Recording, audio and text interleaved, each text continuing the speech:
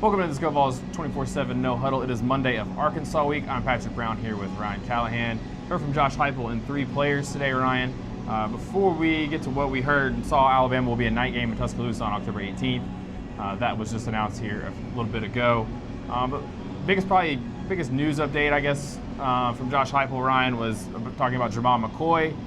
His answer didn't really suggest that Tennessee will be getting its all-SEC cornerback back this week. I know there's been some talk that Arkansas was a game he was targeting. Heupel brought up some of that reporting and said that maybe it wasn't fair just because there's a lot of things that are going into this decision with McCoy. But between what he said and what Caleb Beasley, Tennessee safety, said about McCoy working hard everywhere else but the practice field, it doesn't sound like it sounds doubtful that McCoy will be back. Yeah, it doesn't sound overly optimistic at this point based on what we know right now coming out of the open day. We did not hear about Jermod McCoy practicing with the team last week. As you mentioned, Caleb Beasley referred to him being in the weight room, in the training room. So, I would say the writing on the wall suggests it'll be at least another week before Jermod McCoy is targeting a comeback to the field, and we'll have to kind of wait and see what that means in the long run, too.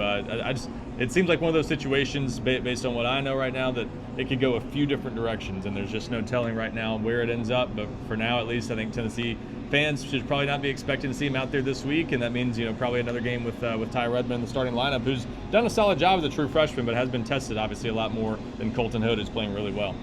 Josh Heupel was asked about David Sanders Jr., said that he's cleared, fully, good to go. Didn't go as far to say if he'll be back in the starting lineup, so we'll see about that. I have a hard time seeing him not being the starting right tackle in this game, but certainly that's still maybe a little bit up for grabs or to be determined this week in practice.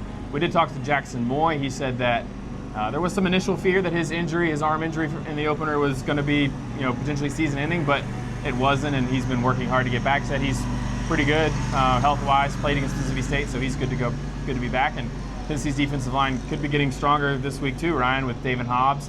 Sounds like he's tracking to be back this week. Yeah, I think that's the big news. Obviously, no injury availability report. That will be Wednesday night before we get the first one, but based on what we've heard kind of behind the scenes so far, Daevin Hobbs, I think, has been targeting this game to come back. So if he can return for this game, that would be a big deal for Tennessee's defensive line. Already getting Jackson Moy back before the open date, and now potentially Hobbs back. We've seen that group, do pretty well under the circumstances, playing some freshmen and guys that were probably not ready to play significant roles, and they've gotten by okay, but they've been gashed a bit in the run game too. So if they can get Hobbs back this week, that would be a big deal for them. And certainly with Moy and Hobbs back, that's 2 of your top 3 guys you've had to play without a lot of the first 5 games. So that could make a big difference for Tennessee going into this pivotal stretch of conference games. Yeah, Jackson Moy said that they feel like they haven't been able to show how good their defensive line truly is because they haven't had those 2 guys back, and certainly having more of a rotation there will give Tennessee the chance to play Dominic Bailey more defensive end. You sort that rotation out as well, so that'll be potentially good for Tennessee if they get him back this week.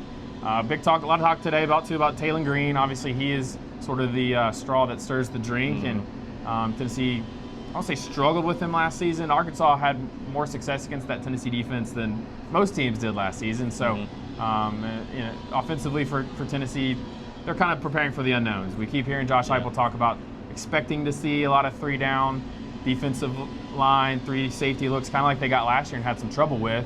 But he said that with all the changes at Arkansas, with Sam Pittman getting fired and Bobby Petrino cleaning house, that they are kind of expecting everything and have done a deep dive during the open week to try to put all the possibilities on the table. Yeah, that's kind of, I think, the subplot to this game is that you just don't know what to expect from Arkansas, and how much better can a team with a struggling defense get, even with a revamped staff? Are they going to just kind of throw the kitchen sink at Tennessee? Are they going to be willing to go for it on a bunch of 4th downs, throw every trick play out there? I mean, how much is this team going to be throwing caution to the wind and just saying, let's just try to mess up somebody's season basically the rest of the way? And that's a dangerous kind of team to play, and Tennessee gets to be kind of the guinea pig and face all the unknowns of what a Bobby Petrino team is going to look like in this first test for Arkansas with an interim coach and a revamped defensive staff. So it's a challenge, and yeah, you got to be ready for Taylon Green, who, as you mentioned, Tennessee did a pretty good job against him last year, but that was a pretty elite defense. This defense has had a few more issues so far, so I think you do have to be aware that Taylon Green's one of those guys that he's one of the more talented quarterbacks in the SEC. He's just kind of on a team that's not been able to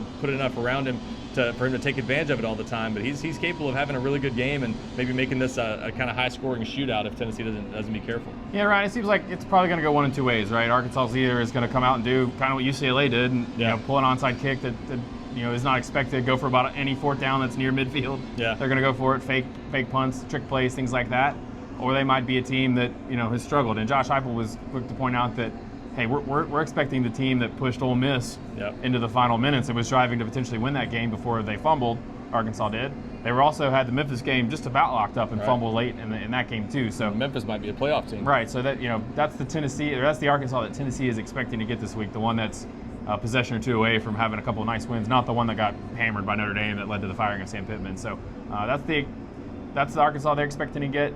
Heupel said that this is Tennessee's only home game this month, so he's expecting the fans to be well rested and juicy was his exact words. Yeah. So should be a good atmosphere on Saturday at Neyland Stadium. It always is.